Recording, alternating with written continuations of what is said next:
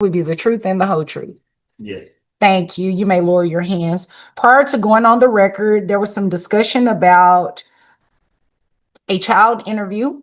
The child will be interviewed tomorrow here in Chambers at 10 a.m.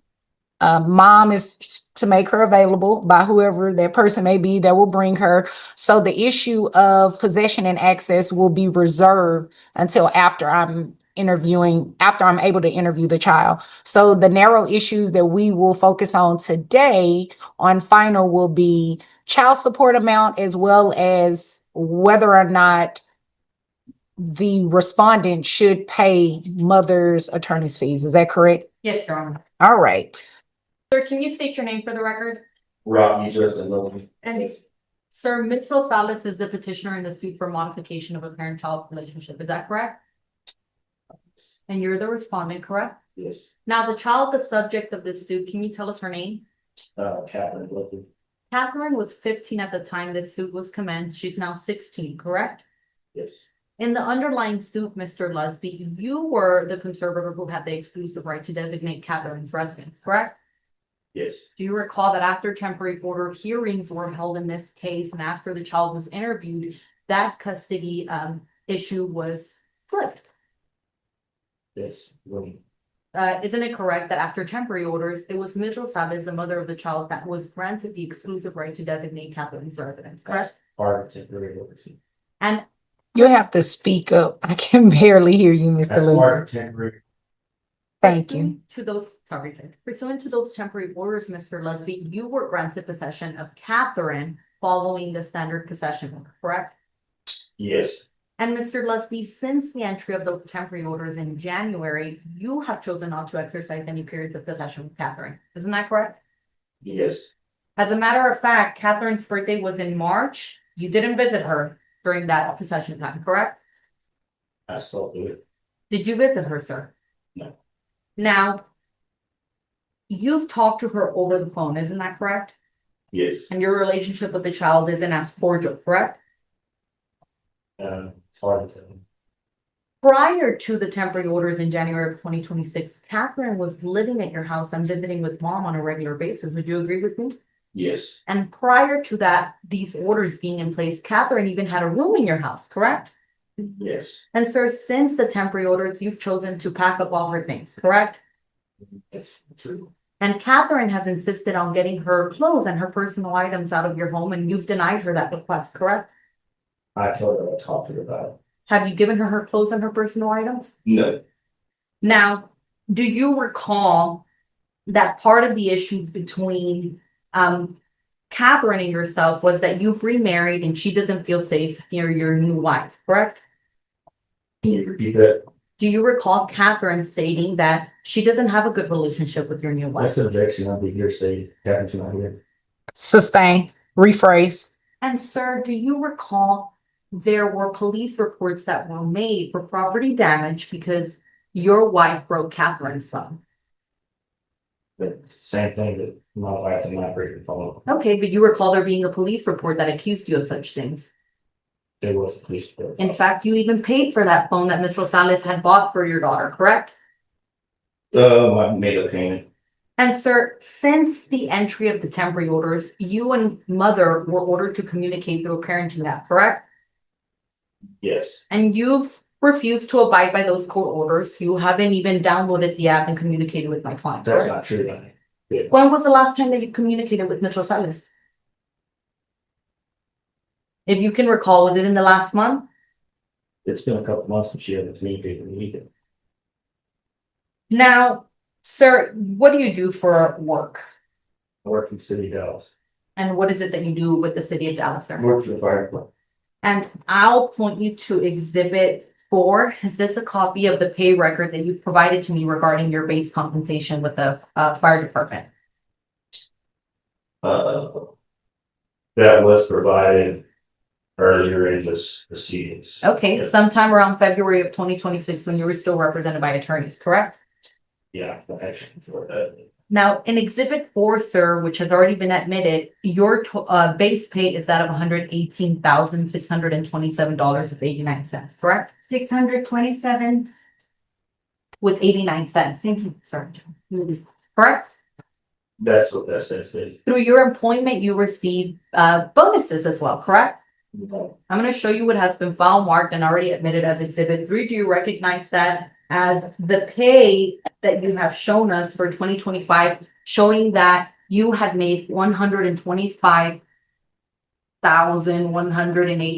$125,183.57? I did provide that. That's what you earned in 2025, correct? That's just a, Objection non-responsive. Sustain. It's just yes or no. That was not your pay in 2025? if you give me an opportunity to explain that document. Sir, You'll have an opportunity, sir. You'll have an opportunity. That's not necessary. That's my annual salary, yes. that was your annual salary in Yes. 2025, despite exhibit 4 saying your base pay was 118,000, correct? Because that just shows the base pay.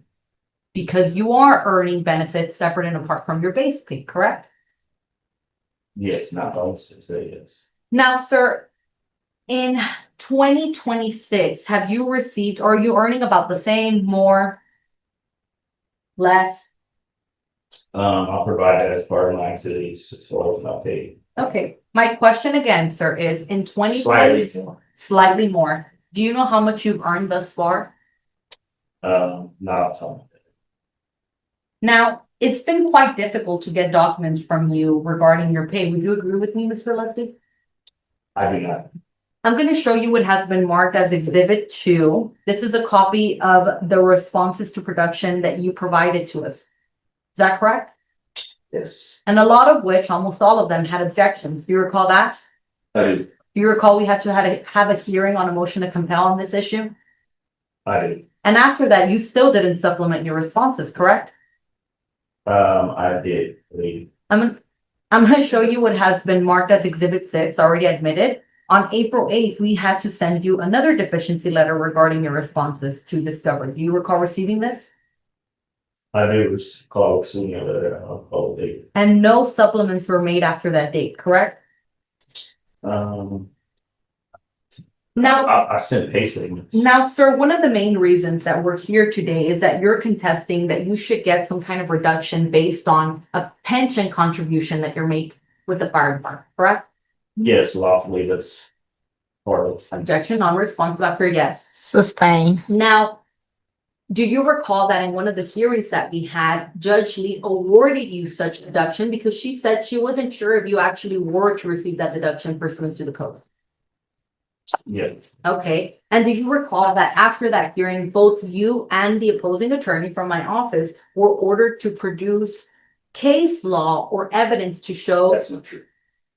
sir, isn't it true that both of you were ordered to produce information to substantiate their claims? Okay, so after the hearing, sir, There was no. Objection, non-responsive. Blank case. Sustain. Wait for the next question, Mr. Leslie. Sir, I'm going to show you what has been marked and already admitted as Exhibit 9. Do you recall that Judge Lee even conferred with Office of the Attorney General Justin Dale regarding this deduction? I do recall the email period. Okay, and you recall Mr. Dale said that the Office of the Attorney General, in fact, did not give credit for these pension contributions. Let's look at what that says, if you know that. Sure, I'm going to show you what has been marked as Exhibit 9 and already admitted into the record of the court.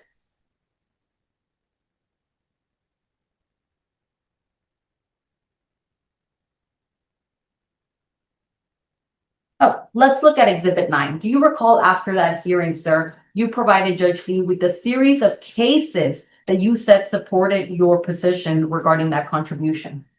There was stuff that I looked at on there. Yes. Okay, and do you recall you cited List v. List, the other sections of the Family Code, and other cases that you say substantiated your claim? Yeah, Okay, now do you recall that I informed both you and the court that those cases didn't exist and that they were made up case law by artificial intelligence? I guess. So tell me, sir, do those cases in fact exist? I You don't know.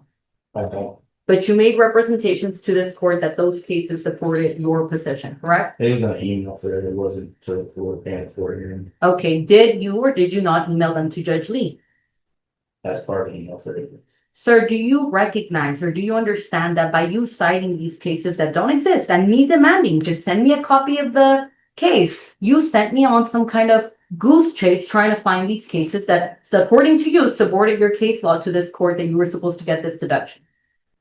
I don't know how to answer that, it's essentially an abuse case, it's kind of your fault. Sir, isn't it correct that we're here today because you are demanding that you get that pension reduction? As part of Texas case law, yes. Okay, and that is the only reason why we're here set today.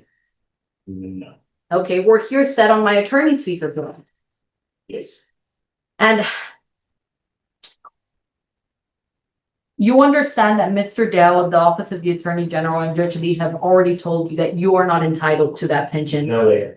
They have not made such rendition. Do you recall Judge Lee saying, hey, I recognize I shouldn't have given you that deduction? Exactly, he said. Sir, that she wasn't sure. Sir, I'm asking you a question, objection non-responsive. Sustain. Do you recall in the last hearing we had with Judge Lee, that Judge Lee said, I recognize I was wrong. You are not supposed to get that pension deduction.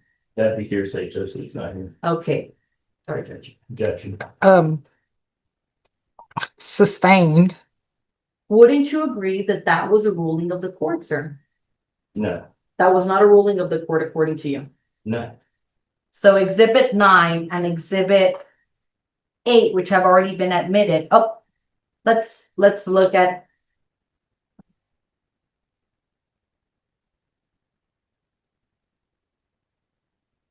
Sorry, Judge.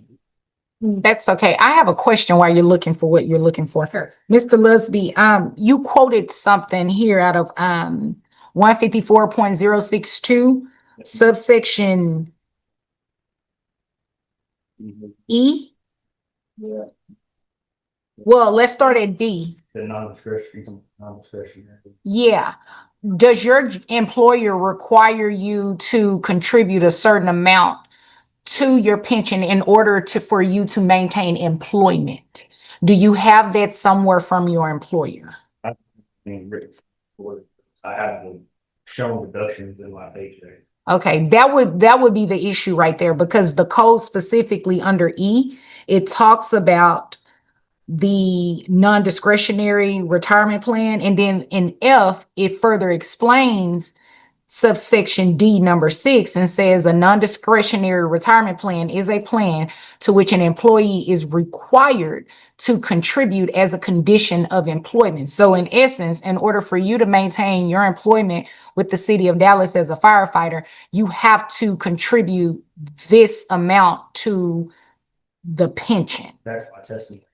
That's Okay. However, those documents have already been requested of him for the discovery, and he has provided nothing to substantiate that it's required. Okay. Okay.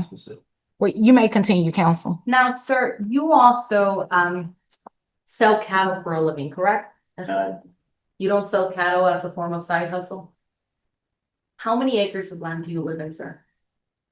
24. Okay, how many cattle do you have? How many I don't- acres? I don't. 21 acres. Okay. How many animals do you have in those 21 acres? 3 dogs.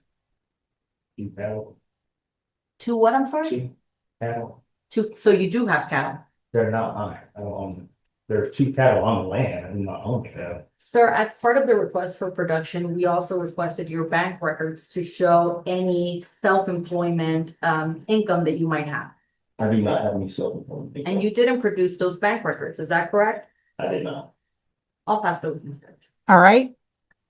Now, Mr. Lusby, you can choose to have testimony now based on the question and answers that Attorney Yanez you all just had, or you can wait until after she rests and your case in chief begins and then tell me what you would like for me to know. It's up to you. Do I have the option to do both? Like, can I? Yeah. Okay. So as far as the questions, as part of my testimony, as far as the questions she asked me, I do not own cattle. That is my testimony. I do live on the land. I do not own the land.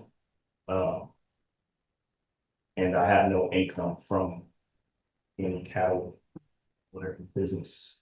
That's my testimony.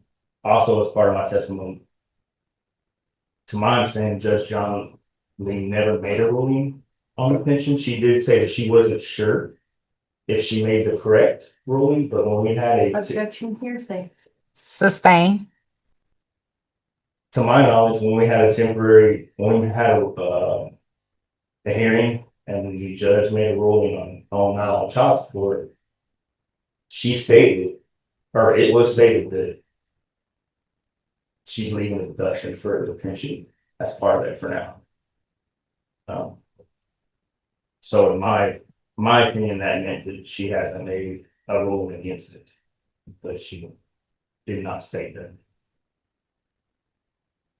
Also, as part of my testimony, if you look at the email from the Attorney General, he compares my pension contribution to like a 457 or something, which it's not. So also, as far as that, I also do not pay Social Security. Pay Social Security, because it will show in my W-2, and also my pay statements, which part of my cities, and which I have submitted to them many times, paychecks, and also tried to confer with them on finalizing this whole, basically getting a final agreement on everything before we get to trial, and never got any type of proper response from them. That's part of the reason I don't feel like I should have to pay their attorney fees. In my opinion, it shouldn't be here. It should be dealt with as well. May I, Judge? Yes, briefly. Hold on one second. Briefly, I meant me briefly. Where do you believe that mom got the idea about you selling cattle? I don't know. I don't know. You're saying she made it up? That's it. Maybe your daughter, where would your daughter have gotten that from? I mean, there's cattle there, but I don't have any cattle. She's never overheard a conversation with you talking about selling cattle? My wife has cattle. My wife, I do not. Oh, okay. Judge, they're married, it's community. Mm. My spouse's income cannot be considered large household. That's clearly written in the law. And that is true? The sale of community property is community. No, she's very indecent. Yeah, but Did she just testified that there was no cattle and then he turns around I and said said, there no, he didn't say that. He said, I don't own cattle. That's what he said. That's some cattle on property. You asked him how many are there? He said, well, let me scroll back. I can tell you exactly what he said. You said, now, sir, you also sell cattle for a living, correct? He said, I do not. You don't sell cattle as a form of side hustle. I do not. How many acres do you live on, sir? 21. How much cattle do you own? I don't own any. How many animals do you have on those 21 acres? There are 3 dogs and 2 cattle. 2 what? I'm sorry, 2 cattle. So you have cattle. They're not mine. I don't own them. That's what he said. Okay, that was my question. Counsel, you may. now, sir, if you can look at Exhibit 8, which has already been admitted, let's read this email Judge Lee sent to both you and Mr. Olvera of my office. Good morning. I've spoken with a few other AAGs, and it is the OAG's position that the father should not get credit for the pension payment because it is not a listed deduction exception in the family code. She lists a family code provision. We don't give people deductions for 401ks or Roth IRA investments. Technically, the pension payment is still father's money. It's just being placed in a fund for him. However, I have still not found the case in point. TFC may be helpful, but I'm not sure. So again, sir, do you recall Judge Lee saying you are not to get credit for that pension contribution? I do not recall Judge Lee saying that. You don't recall receiving this email from Judge Lee, sir? I recall her saying this is the response from the Attorney General, but Okay, she's not in no part of it. She say, and therefore I am reversing my decision. yes, and we agree. She did not reverse the decision. She told you it had to be fixed in final trial. Wouldn't you agree with me? Yeah, She said it numerous times. You weren't supposed to get credit for that pension contribution. You know, she said she wasn't sure. Okay, I'll pass the witness. All right, anything further based on the testimony you just gave? Yeah, I just want to point out that it clearly says, he clearly compares that my pension contributions to a 401k and off IRA. Maybe he was a little misunderstood on what they were. And then he points out to 154.062B6. Right, and as part of my testimony, I haven't been given credit for my pension contribution before prior in this court. And As a part of the Attorney General's. let me just, and I'm glad that you said that, just because something happened Yeah. prior doesn't mean it should have happened. And one thing I'm big on, I do my best to read the law, follow it for what it says. So I can't make a ruling based on what a judge did before me, because that doesn't necessarily mean that it was correct. Not to mention, the law has changed so many times, specifically child support. So anything could have changed. As far as I can remember, I never remember a pension specifically outside of a non-discretionary retirement plan being one that was given credit from the state of Texas. That's as far as I remember. I have one more question, Judge. Go ahead. Sir, since January, you have not made any child support payments to your daughter, correct? Yes. You I have not? have not. You have not, and you've also not visited her, correct? True. Would you agree with me that not visiting costs maybe an increase in the expenses Ms. Rosales has for your child? No. And you're not paying any support for this time, correct? There was not a order income withholding order entered. And you don't think it's your obligation to pay support for your child even if there's no income withholding order? You have 2 minutes. It clearly states that there should be an income withholding order and that you make payments directly to the Attorney General, which you can't do if you don't have an income withholding order at the case. At the time, she was still reporting to the Attorney General. Okay, objection narrative. I'll pass this. Sustain. And to your point, Mr. Lusby, yes, there has to be an income withholding order in order for your employer to withhold the money out of your check. However, the obligation is still there. So even if withholding has not occurred, you still have an obligation to make sure that mom receives the money.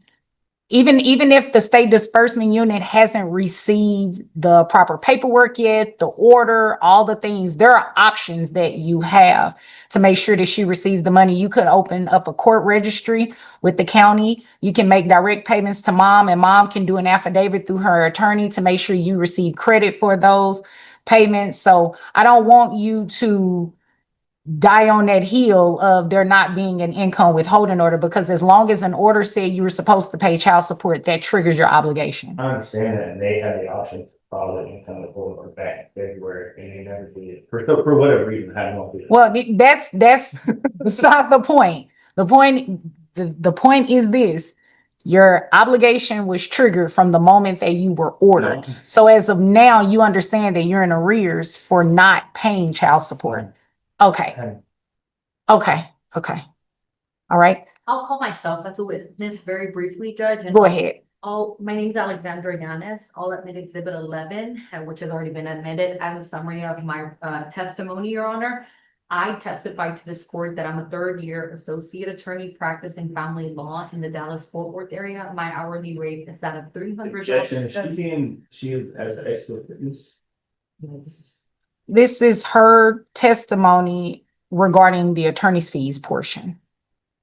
So she would be an expert on, Or prior to, did you serve her with discovery? yes. I named myself as a witness, Judge.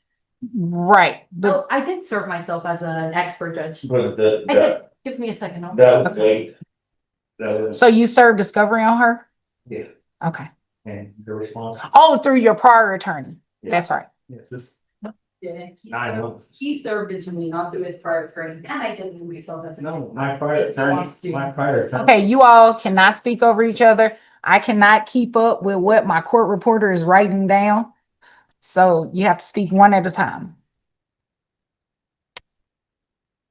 Just so we're clear, there's an objection made to her testifying about attorney's fees because you're saying she didn't designate herself as an expert, correct?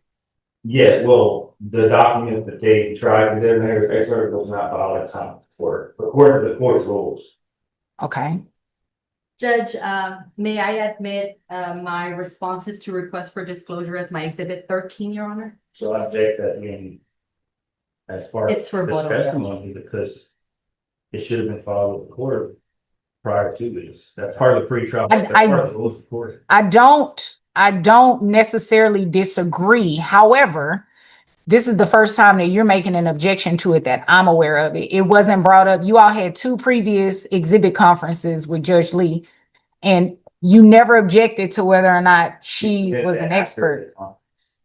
Didn't. What's the date of that? Judge, may I, submit my exhibit 12 That is submitted after the conference.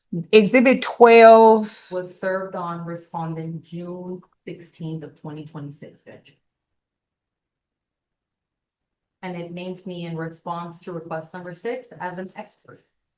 and you sent this, which day did you send this to her for her to respond? That was back in November. The original discovery was by my lawyer, was filed back in like October and November last year. That's why I said it's not only late by discovery rules, it's also late because it wasn't submitted to the court as far as the court rules. Do you have something showing that you responded after that period? The 30 days from You which mean my October? service notification, Judge? Yes. I don't have my receipt, Judge. No. No, not service notification. The response. So he said it was filed in November, October, Yeah. November. Do you have a response from that period? Because this period says June 16th. I don't, Judge. I don't. However, it is rebuttal. I'm submitting it as rebuttal evidence, Judge.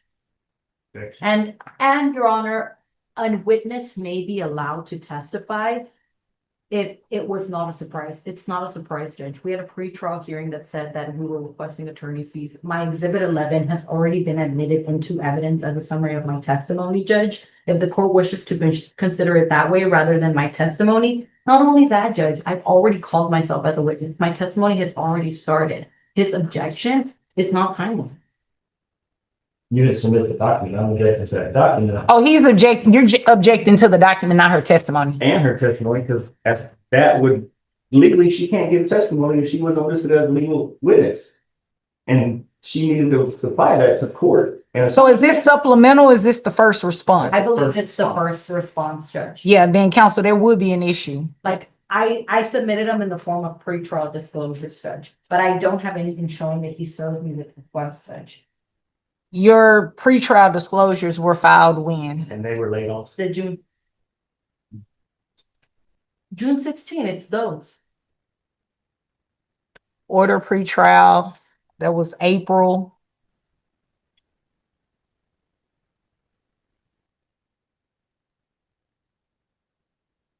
So you're saying this June is from pretrial? Yes, Your Honor. That's what I have it in my discovery list as. Am I allowed to see that document? Yeah, I was looking at it. So here, you get an opportunity to look at it. Do you have a copy for him? That is my only copy, Judge. I did not anticipate that I would need it as. Okay. Yeah, this doesn't even show, this shows nothing. She don't have a certificate of service, nothing. This is not. Certificate of. Well, certificate of service is on the bottom of the first page. This wasn't filed June 16th. Okay, so the document won't come in. So I'm sustaining his objection in terms of the document. She can testify to, exhibit 11 is in evidence, so I can't overlook it. It's in evidence, so I don't know what you want me to do with that. She can testify to what's on this document in terms of her fees that have been her client's fees that have been incurred as it relates to exhibit 11.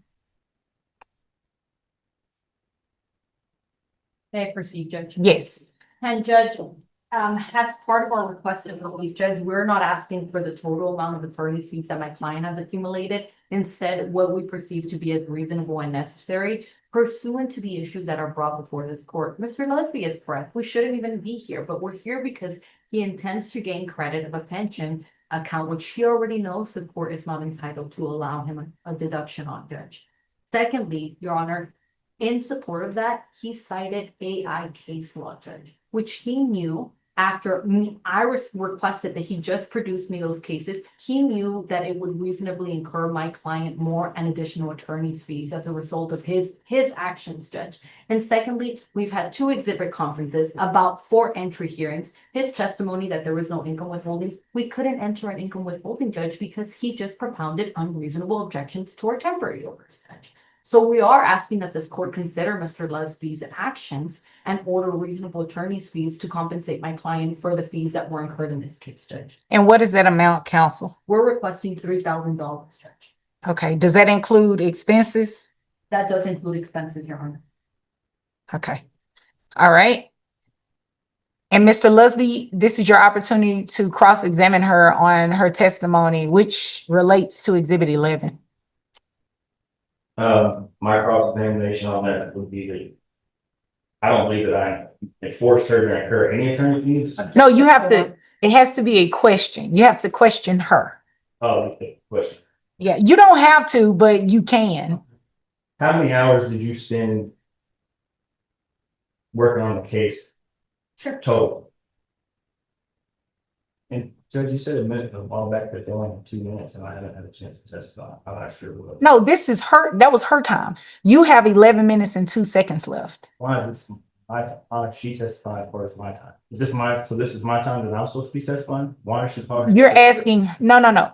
She, she called herself as a witness, so it went against her time. She has 34 seconds left. Now that you are questioning her, your time starts. Okay, Go ahead. total time spent on the case, an hour. Sure.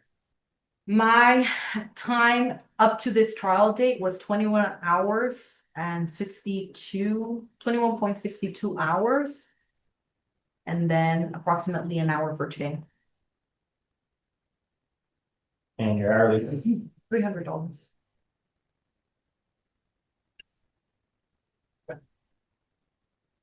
and you're testifying that I caused how many extra hours of work? My client's total attorney's fees is $6,450. That's not what I asked. 50 You're- cents, I'm asking you how many hours I caused you to work extra. approximately half, Mr. Leslie. How many hours would that be? 11. So you spent 11 hours researching that case? No, That's your testimony? no, Okay. How many hours did you spend researching the case? That you said, submitted false testimony? approximately an hour and a half. An hour. And was it not your testimony that that's what caused you extra work? Was that case law that cited? Yes, partially. Okay. So you're saying that was the extra work that I caused you, and it caused you that 1.5 hours of extra work, Yes. but you're asking for over 3,000 attorney fees, Yes. right? No, I'm asking for 3,000.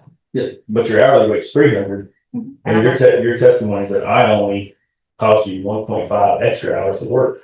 No, that's not my testimony. That's all I got, Judge. Okay, thank you. Anything further, counsel? You have 34 seconds left. Just that the court consider exhibit 11, Judge. My testimony is that the research was just 1.5 out of the 11 I'm requesting. The other 9.5 relate to the multiple entry hearings, the multiple exhibit conferences, and the multiple email correspondence between him and I. Okay, thank you, counsel. All right, Mr. Lusby, this is your opportunity to put on any testimony you may wish to. It was something I was getting ready to tell. I was going to ask you, Mr. Lusby, were those cases generated by AI? I mean, Google, I guess, on the computer. Okay.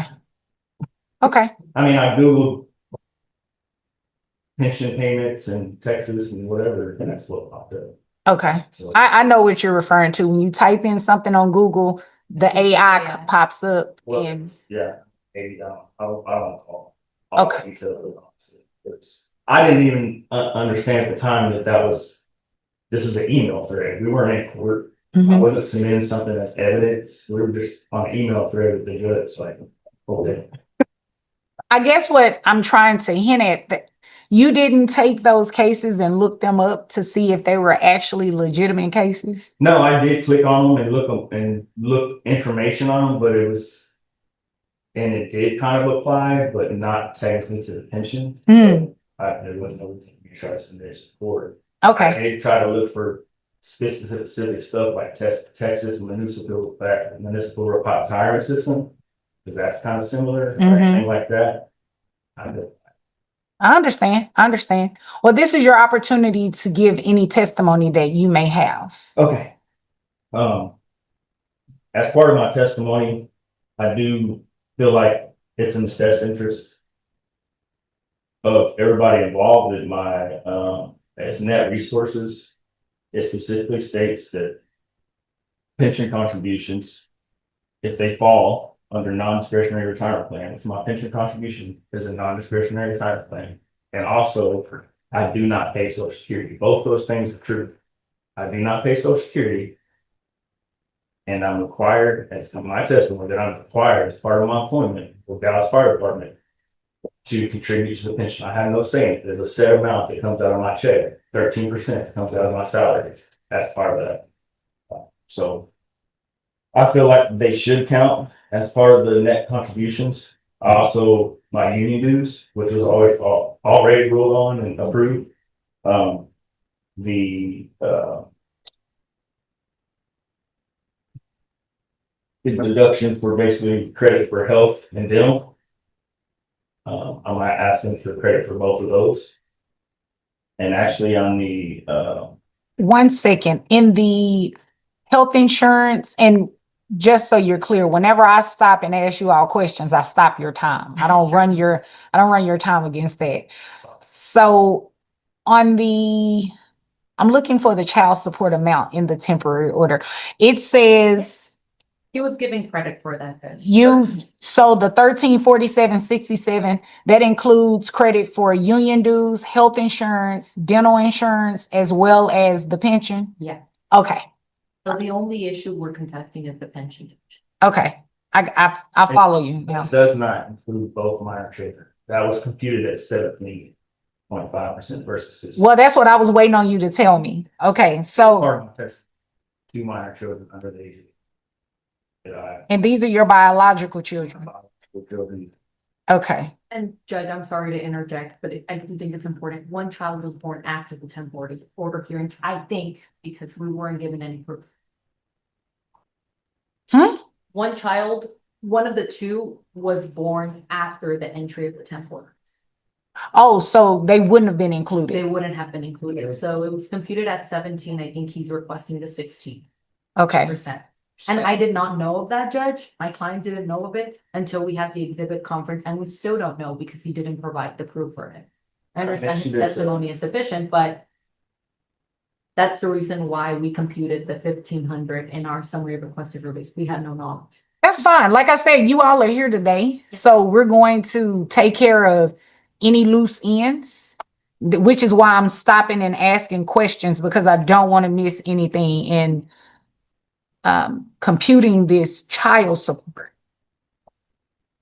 So 2 other children, health insurance, dental insurance, union dues, and the pension is included in here. But the health insurance, I'm not sure if the compensation is correct. What is the amount you pay in health insurance? Pay $800 monthly, and it clearly states in the Texas law that you divide that number By the number of people on there? minor children. Well, no, it's about the number of people that are on there. So it's $800 a month. How many people are on there? 5. Oops, says minor children under 18. I don't believe it's 800, Judge. What is the 600 amount that was on that? Oh, that was for 2025. Did your health insurance go up from last year? Which It was exhibit. My exhibit 5 is what he gave us on his, benefit. So my exhibit 1, Judge, would show the current deductions for this year. And if you look at my exhibit 1 on page 2 of 3, Judge's exhibit 1 is a summary. No, exhibit 1 I have for him is a paycheck stub. Oh, that's not what he gave me. Okay, so what I'm also looking at Mother's Exhibit 5. It shows your plan. It shows employee only, employee plus spouse, employee plus children. And if I divide it by the number of people you told me, it is exactly $160, which is what I'm the looking at. 4, you're dividing, that's a bi-week amount. So monthly it's $800. No, it isn't, Judge. It is, It's 800 monthly. Bi-weekly it benefits. is bi-weekly. It's, So every, So it's one, Yeah. so it's 320. it would be 800 divided by 5. I think it's 800 divided by 3. It's supposed to be minor children. No, it's the number of people on the plan. Okay. So it would be the 160 then, bi-weekly, So 800 divided by 5. 160. Okay. All right. It is, if you look at exhibit 1, it shows Blue Choice copay plan 403.79 on page 2 of 3. Okay, I was going to ask you to point that out because there's a lot going on this paycheck stuff. So the Plan B is. Blue Choice copay plan, Yes. So Okay. that's 403 per paycheck. 403.79 divided by 5. Hold on. 403.79 times 2. So that's 807.58 divided by 5. Yeah, that's like 162. yeah, that's what I'm getting, Judge. Now, Mr. Lusby, You want such as numbers, yes. No, he is. but if we're contesting the issue of the insurance, Judge, I do think it might be 6 people on the plan because there is an older child that he was covering. How old is that child now? I have 5 dependents, so 6 include me, 5 dependents. So- Just seeing my oldest child. So it is 6 people. So it's 6. But that's not what the law states. Listen, I've been doing this a long time, and I do know that it is the number of people that are on the plan. Because if that were the case, a lot of people's child support really would be non-existent if that were the case in terms of their credit. So what was that amount? 807? I should have written that part down. So So 154.062E. Deduction healthcare, divide total cost by number of minor children. State track in Texas. What section is it, Mr. Lusby? 154.062E. Deduction of health, divide the total cost by the number of minor children. Which in this case would be 3.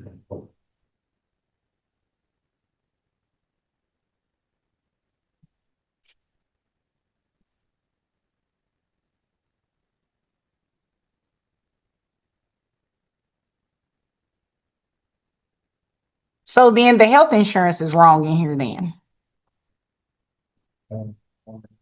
for the child support. Yeah, because I'm telling you, Judge, So the child support from the temporary order is just wrong. Yeah. it is because Okay. there was another child born and he's just now disclosing how many people are in the plan, Judge. So he was giving a higher credit based on an estimate that he represented to Judge Lee in temp orders. But now that we have the documents, it shows otherwise. Hold on. The exhibit. We're just going to start from scratch with the amount. This can't be much. So no, remember I told you when I stopped it is. Okay, so that's giving me 269. All right, dental. How much is it? So that's also part of exhibit 1. That would be dental PPO. It's 57.89 per Per paycheck. day. And we're dividing that by 6, right, Judge? No, The law. No. by 3. Your Honor, but he has four children and he's got his wife. It allows, He's minor children, minor children. He's paying for the family plan. He's not paying for a plan that only covers the The law children. doesn't state that, He, either way, it states. It The does plan not, divided Judge. by minor children. okay, Clearly states. well, what's the section? We can all read it together. 154.062 is what I found. 6-2. I think that's what we read earlier. Or maybe that's a different section.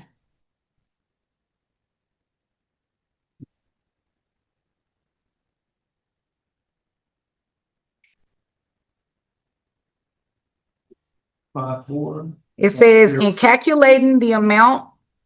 Are you there? I'm here, Counsel? Judge. Okay, in calculating the amount of deductions for health care or dental care for the child under subsection B5, if the obligor has other minor dependents covered under the same health plan or dental insurance plan, the court shall divide the total cost to the obligor for the insurance by the total number of minor dependents, including the child covered under the plan.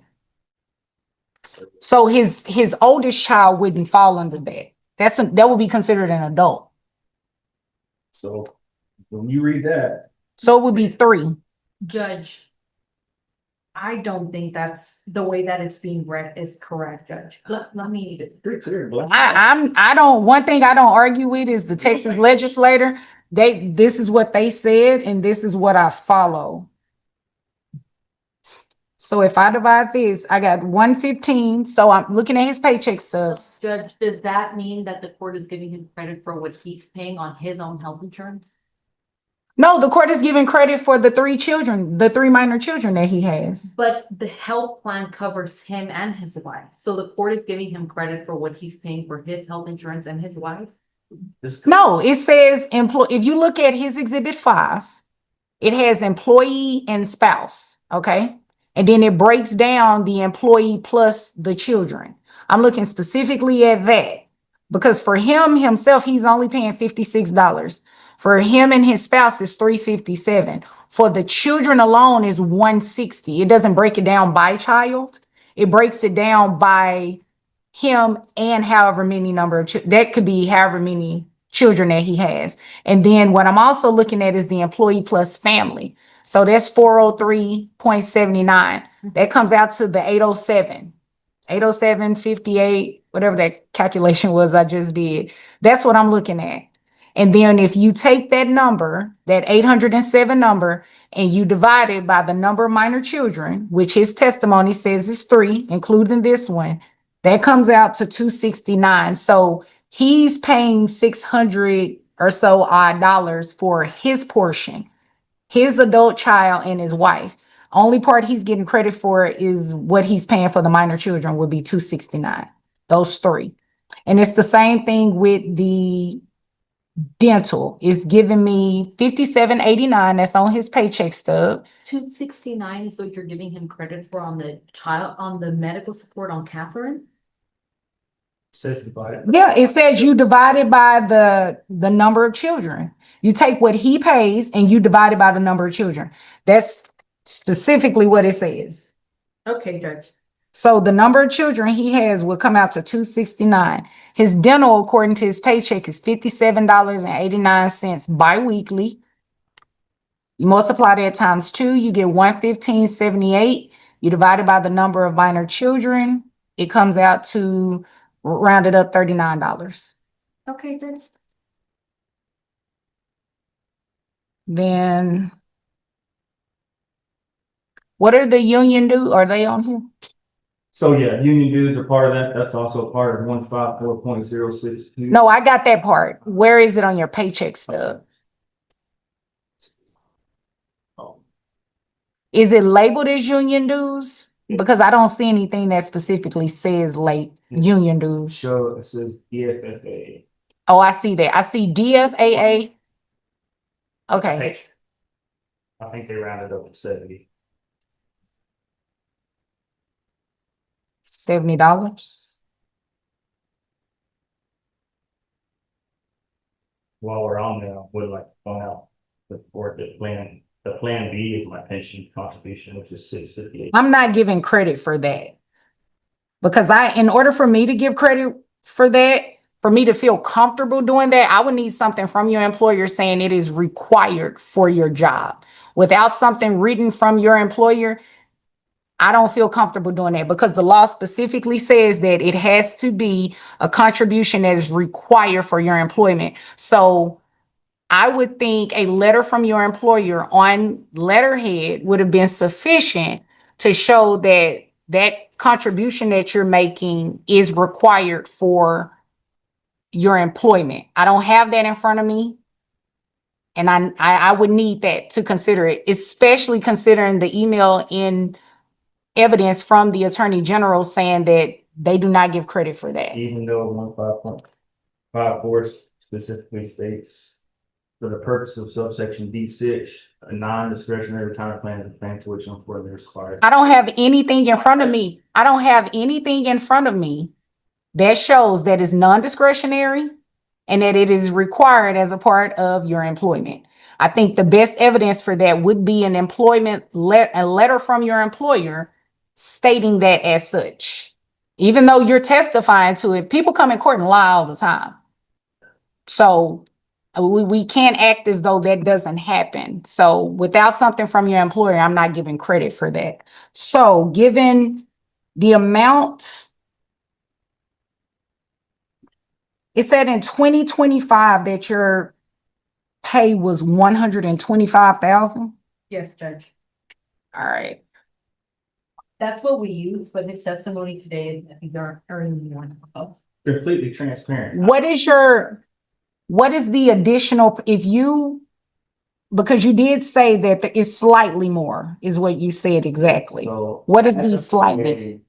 if you look at Exhibit 3 that I filed with court, Okay, hold on. Let me grab it. All right, I have it. because I am transparent. I have it. So it shows my total salary and allowances. This shows the hourly pay, and I know this is kind of confusing. 47.42. So I work 28.08. That's the hours in a year that I work. So if you multiply that by 47.42, you get something like 132. So it's 130. What, say that again. You said 47.42. 47.42.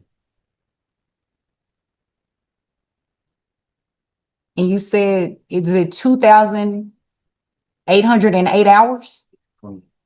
28. 133, 155.36. That's it. 133, 155. 36.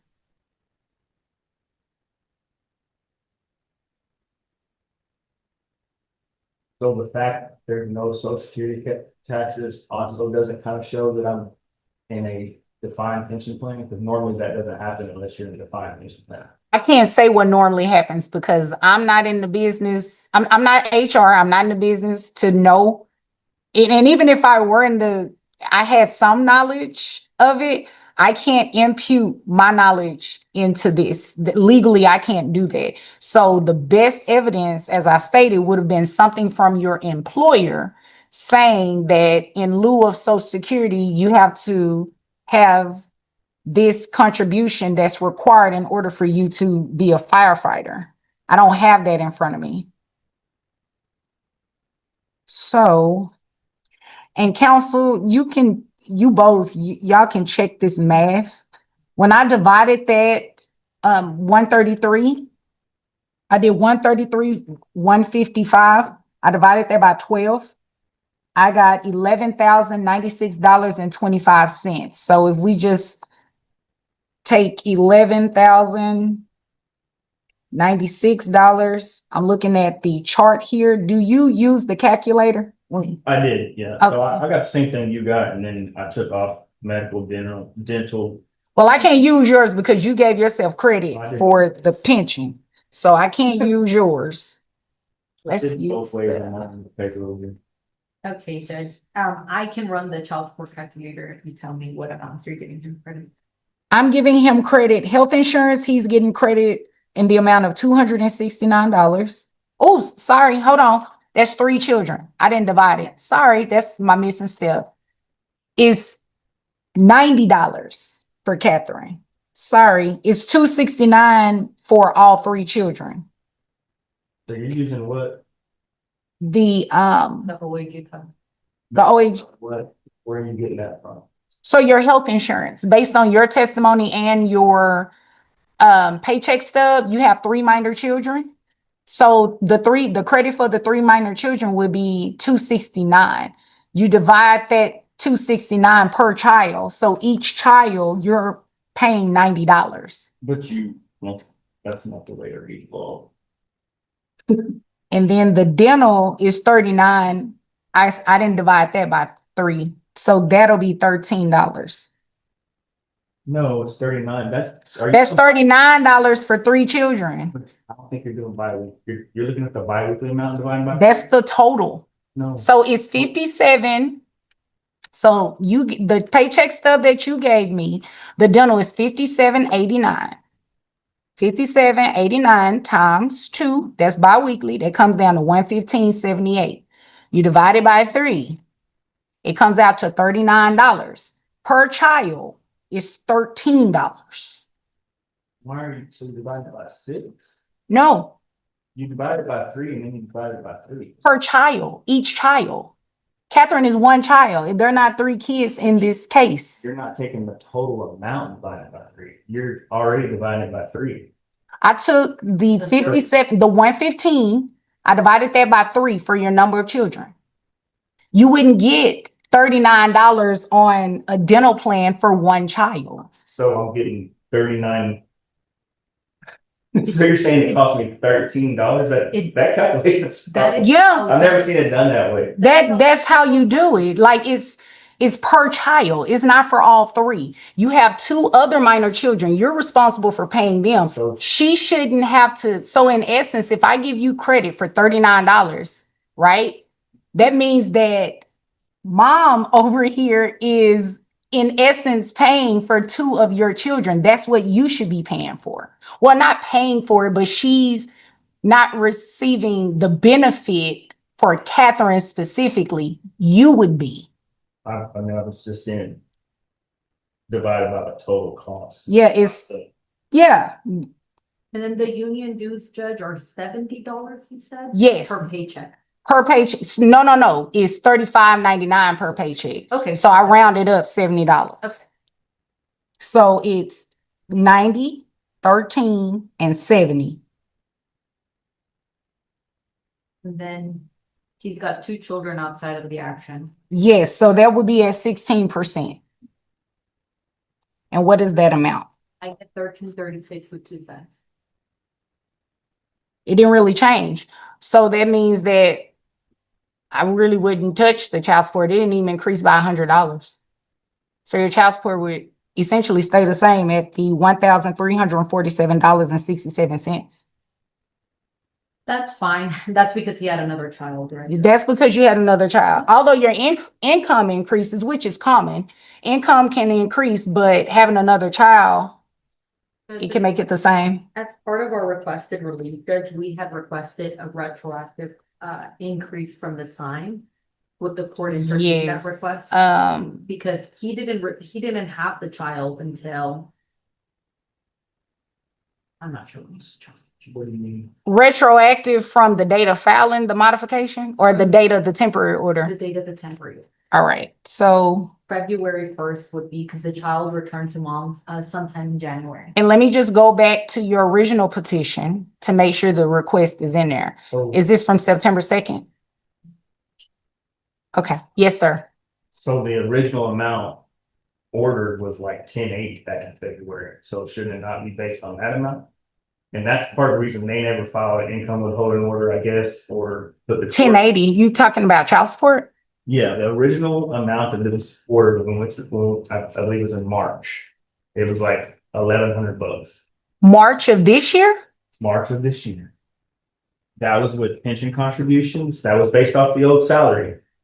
And pension contributions and 1 child outside the action. And it's about $1,200, which that's the calculation they came up with Overa and John, I had no, besides submitting my evidence of pension contributions, I had no say really. That was the health. The health at that time was 160. I got credit for 160. I don't know why that changed. I'm still confused on that. Because you should take what the employee plus children would take. If it should be the employee plus children. Right, that's Whatever plan correct. that is, Mm-hmm. how much that costs, and divide that by maybe 3. That's what I did. And That's how take you, two. that's how, no, I divided by 3. That's how I got to 90. Maybe that's why I went down, but it seems like it went up. Correct. That's you, what you just said is exactly what I did. Okay, so there is a request for retroactive child support. Mr. Lusby, do you have access to their original petition? And Judge, it's not retro, I'm sorry, I phrased that incorrectly. I'm just requesting a clarification based on this court's orders and Mr. Lesby's income from the date she received the child. So I guess it wouldn't be retro, because I'm not requesting anything. Oh, okay, no, okay. I'm requesting like an arrearage confirmation. Yeah, we did use the wrong word. Yeah, that's my. Let's see.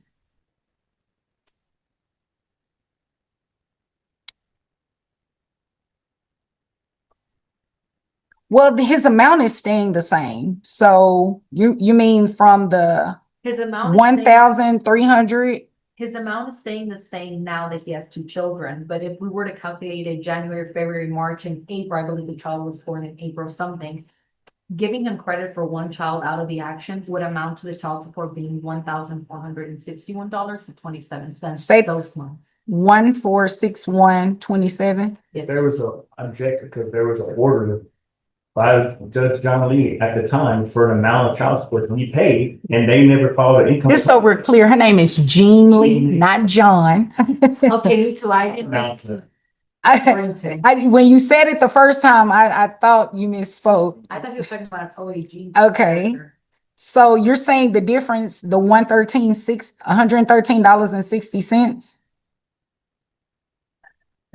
I'm saying that for the months of February, March, April, he shouldn't be given credit for another baby that was not yet born. So the child was born in what month? But So it would be January, Not no, January, February and March. February, March, and April. The child, He said the baby was born in April. okay, that's fine, there's February and. When was the child's birthday? I'll show you. I have no problem showing you, but Okay. I really not. So, Well, I mean, this is to help you. So you can choose not to say anything.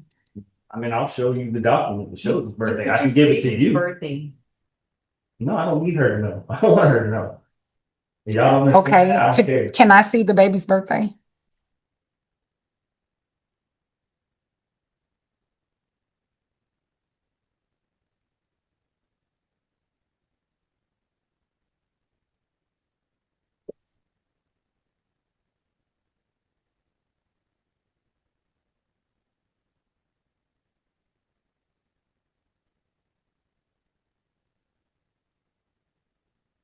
Oh, it's up here. Okay. I'm like 80. That's you. Okay, I got it. All right. So it would be half of April. That's fine, Judge, if we can calculate it for February and March. I don't object to that, just because it was already an order for child support. And I'm If- requesting a confirmation. She's requesting a confirmation on what your child support should have been before you were given credit for a second child, because you technically shouldn't have gotten credit for February, March, and half of April because your child wasn't born until later. Does that make sense? They filed an income withholding and they would have taken child support out of my check at the time and say it was 1,200. Mhm. Would the court go back and say, oh, it should have been 1,400 and add extra to that? Yeah, because the income with Because that's the subjective. Like, if the judge at the time orders an amount of child support, you're not gonna go back 10 years later and say, well, that was wrong. like I said, this is where it gets corrected. Whatever should have happened or didn't happen gets corrected here now. So the amount, which amount are you looking at? What, the 14 1461 with 25, Judge, and that's using the same calculations. I'm not even removing the credit for the health insurance for this third kid. I'm just the way that it is, But Judge. then the calculation for the health insurance is also off, right? Because you're doing it by three. Yeah, that 1467, would that number be right if all of the, Because then you would only be buying the health insurance and everything. The by only two. thing I'm changing is the number of dependents, Judge. You have- I don't know if I like that, counsel, because it was wrong. We just did it all today, You can right? So, recalculate it, Judge. And- yeah, that would be better. Do the recalculation because you were given credit in that child support amount for a child who wasn't viable yet. No, Yes, how was that? When you went to court, did you tell the judge that you had two other minor children?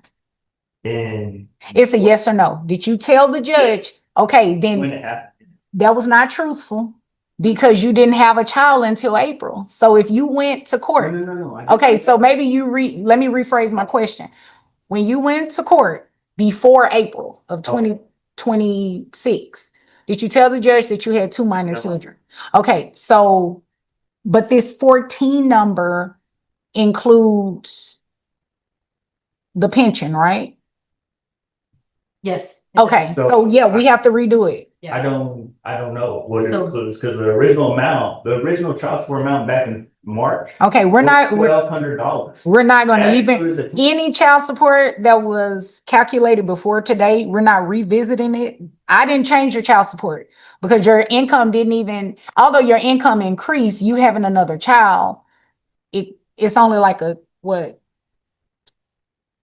$30 difference, if that is not much. So it'll stay the same. Now, Judge, if I may, for my claim on confirmation of arrearages for February, March, and half of April, the court stated, if we recalculate his medical support obligation, it was 90 with 3 children, with 2, it gives him a credit of 135. It was 13 on the dental for 3 children. For 2 children, it gives him a credit of 1950. And giving him credit for the union dues of $70 a month. 1 child in this action, 1 child outside this action for that time period. His child support obligation for February, March, and half of April would amount to $1,452.26, Judge. That would be. 142.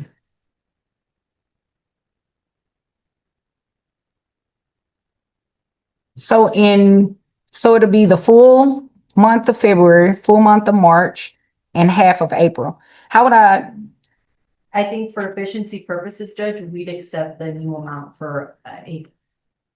for April? Yeah. Okay. So then that'll just be 2 months. Yes, Judge.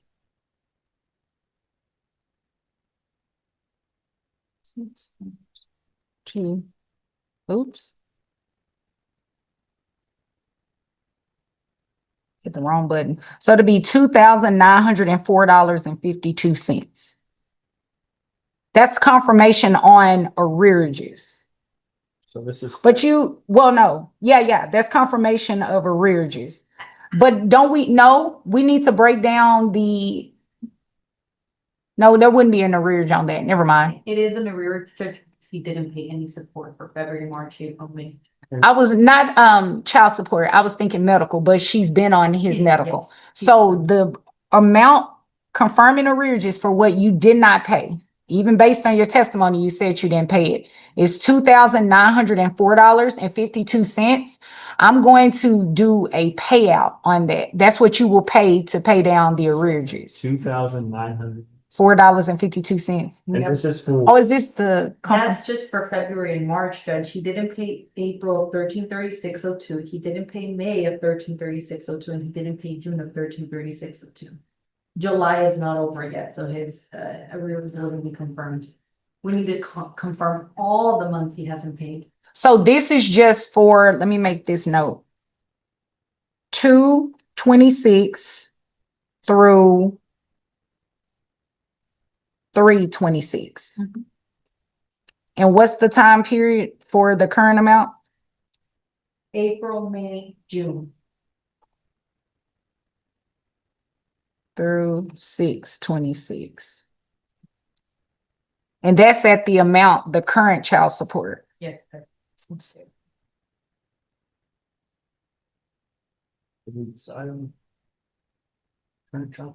Your current, yes, your current child support remain the same, So 1347. 1347.67. So the arrears. Let me make sure I say this correctly for the record. So the arrearages that are being confirmed for the month, for the period of February 2026 through March of 2026 is $1,452.26. From the period of April 2026 through June of 2026, the confirmation of arrearages is $4,043.01. And And- for the other 2 months, I'm sorry, I think there's 1452.26. That's multiplied by 2, Judge, because it's February and March. Oh, that's the full amount. Oh, Yeah, so the full amount is. So, okay, let me strike that. I'm going to round this 1,452.26 times 2. Yeah, Daddy. I said it. yeah. It was probably really correct because you had already said it, but Yes, I did. So the period of February 26th through March 26th is $2,904.52. The period of April 26th through June 26th is $4,043.01. So for a cumulative judgment amount,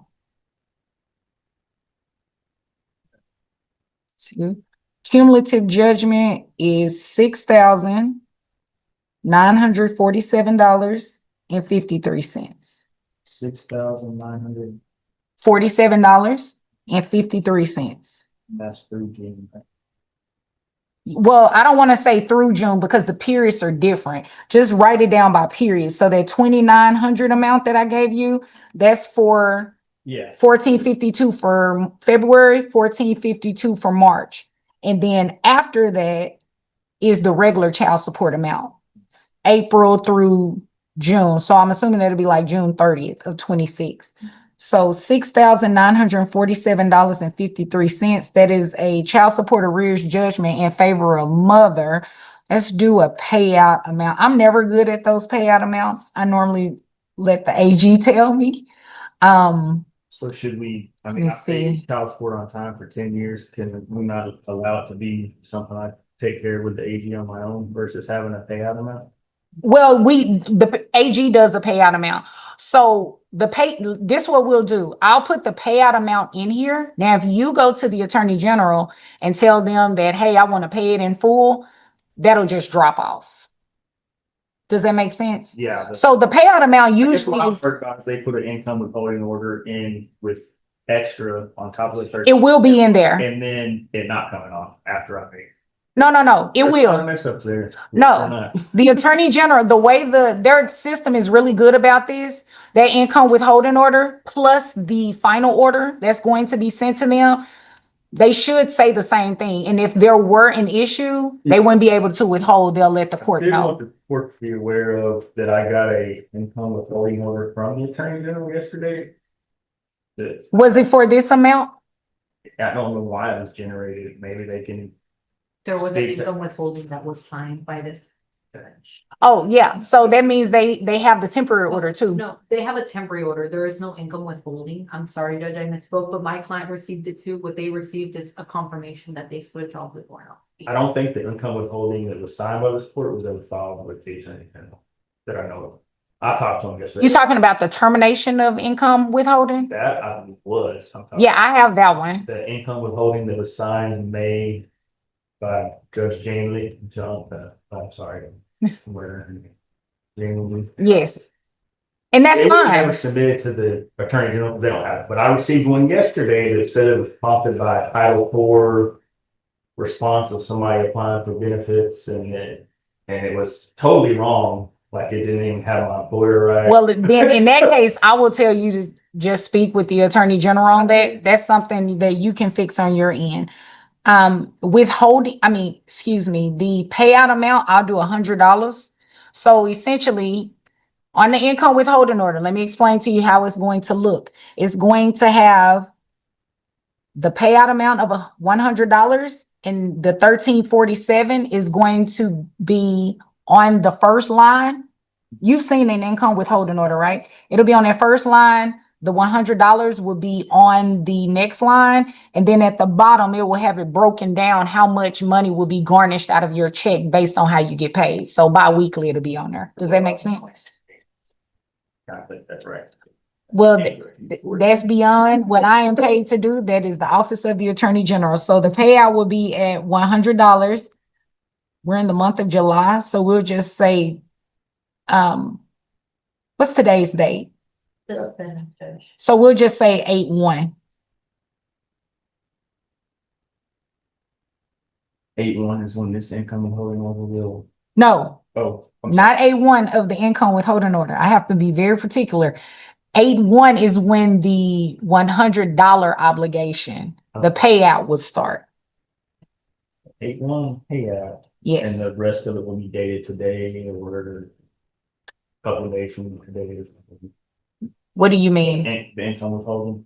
The income withholding order won't be signed by me until I get the final order. So what's going to happen now, I'm making my ruling about the confirmation of arrearages. I told you your child support is going to stay the same. That's giving you credit for your 2 other children, health insurance, dental insurance, as well as union dues. As far as the attorney's fees, the court is going to order that each pays their own attorney's fees. So the request for attorney's fees is denied. What I am reserving, like we stated at the beginning, is the possession and access until after I speak with the child. And, I told you prior to going on the record, I made that decision because based on your own testimony, you haven't seen her any of this year. Yeah. Okay. All right. Is there anything further for the record? Nothing further on our end, Judge. All right. Well, you all, oh, yes, sir. The income withholding order that was submitted prior, I guess the good thing it never got submitted, had my social security wrong. Security number in, it was incorrect. Oh, we'll get it right this time. We'll get it right. Do you have his correct social I don't, security Judge. number? Okay, so, I just The need the last, Attorney General definitely does, because the one they sent me yesterday had my. I just need the last 3 digits for the income. okay, so, The landlord demanded thousands of dollars in damages. But when the judge examined the evidence, the entire case began to fall apart. Item by item, the court reviewed every claim. A broken garbage disposal? The judge ruled it was normal wear and tear, not proof the tenant caused the damage. Missing closet doors? Photos taken just days after move-in suggested they had already been removed, leaving no evidence the tenant was responsible. Even repair costs tied to an old roof issue were rejected because they had already been addressed in a previous case. With every disputed charge dismissed, the landlord's case became weaker. In court, accusations alone weren't enough. Every dollar claimed had to be backed by clear evidence. Then came the final lesson. A courtroom doesn't reward assumptions. It rewards proof. And in the end, the judge reminded everyone that not every repair bill belongs to a tenant. Sometimes ordinary wear is simply the cost of owning property.